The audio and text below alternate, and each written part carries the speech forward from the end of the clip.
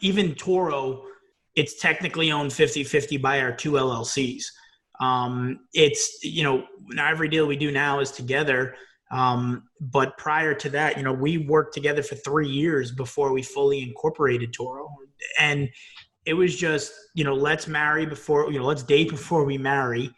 And even to this day, there are things that, things happen and things go on, and you're not tied to anything. If you wake up and get into bed with someone right away, whatever their problems are now your problems, and vice versa. So I agree 100%. I think that, do it deal by deal. For as long as you need to feel comfortable, where you can go to bed at night knowing things are going to get done, and trusting they're making the right decisions when you need a quick answer. But I agree 100%. I think that, that's the way it should be done. Just do it deal by deal.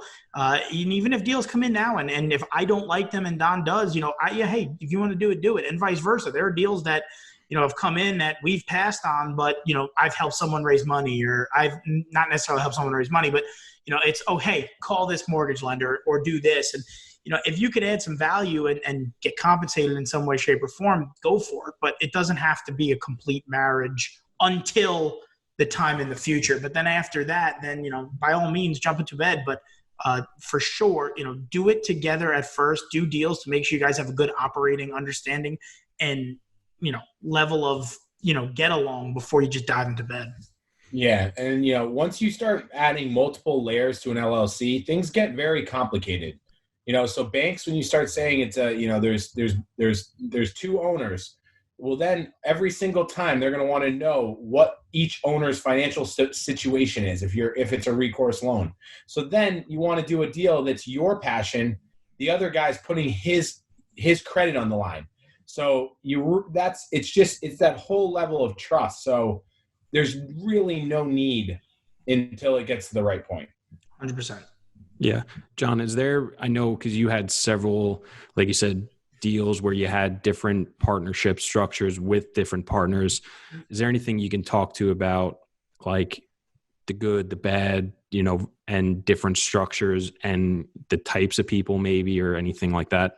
Yeah, no, the bad part is just, when too many cooks get in the kitchen. I think a good partnership, everybody knows their role and everybody takes their responsibility. When everybody wants to be the boss, it doesn't work, because inevitably, you'll do something better than somebody else, and someone might do something better than you. And I think the good partnerships are the ones that understand that, where, you're really good at asset management, you take that. I'm really good at acquisitions, I'll do this. You're really, whatever it is. And I think I'll say the bad partnerships, and I haven't had bad partnerships, right? All my, they've run their course and they've stopped, and I've stopped doing deals with people. I won't let people invest in deals now, but they ran their course, and you could tell that they were dying down. When, like I said, the biggest thing for me is when everybody wants to be the boss and everybody wants to be the face of the franchise, it doesn't work. There's someone that's going to be better talker. There's going to be someone that's better at underwriting or whatever it is. So the ones that haven't worked is when, everybody wants to be involved in the flooring color and the cabinet color. It's like, listen, what's it matter? Go do it. I don't care. I have no interest in, white, black, brown, turquoise cabinets and doors. And it's okay. I can part with that decision. The good partnerships are the ones that everything opposite of what I just said, they fell into place, where they're really good at managing the finances. You're really good at the relationship side. Those are the ones that work, and you can do deals forever with, when everybody knows their role. I know the deal that we did that Chris was referencing, the condo conversion, or the old condo back to multifamily. Condo deconversion. Yeah, condo deconversion. That deal was done with two people that we've done a lot of deals together. Some deals we do together, some deals we don't. We JV on a ton of stuff, but that was a deal that I know I didn't ever have to be on a management call. I didn't ever have to look at the bank account. I'll go one further. The God's honest truth is, when we did the deal, it was a Wells Fargo bank account. There was no Wells Fargo's near where I was. For 2 years, I never went to the bank and signed the paperwork to get access to the bank account.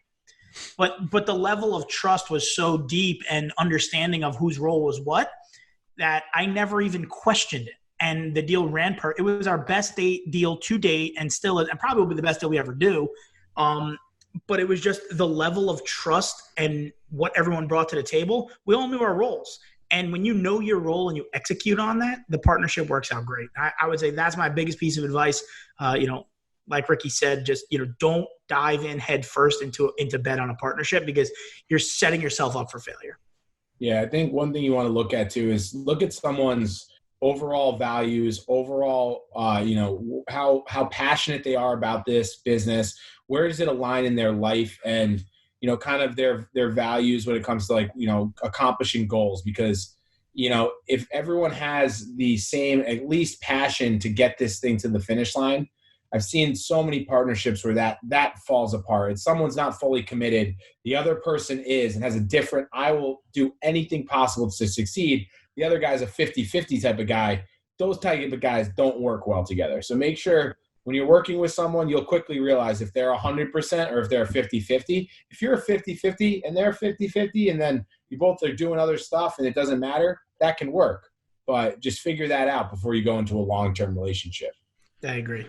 Yeah, I think it's interesting too. I think one thing that I had always thought about, and I think it's probably on a lot of people, is like that relationships and partnerships either have to work or it's going to be a problem. And I think after now doing this for several years and seeing several different partnerships, John, how you alluded to, like you said, you haven't had any bad partnerships. They just haven't worked out, and they've just kind of fizzled out, and just nobody left on necessarily bad terms, but it just wasn't right. And you just all moved on for one reason or another. And I think that's one of the things that I've realized a lot. It's, just because you do a partnership, not necessarily start a company together, but a joint venture or whatever, just because it doesn't work or it's not 100% right doesn't mean it has to be a bad partnership. It can still work and do what it has to do and go its course, but it doesn't mean you have to continue on and continue to do deals together going forward, or different opportunities or things like that. And you can still have a really good relationship outside of that. So I think it's been interesting to see some of the partnerships and stuff, not work, but just not continue on. I always thought that was interesting. It is, because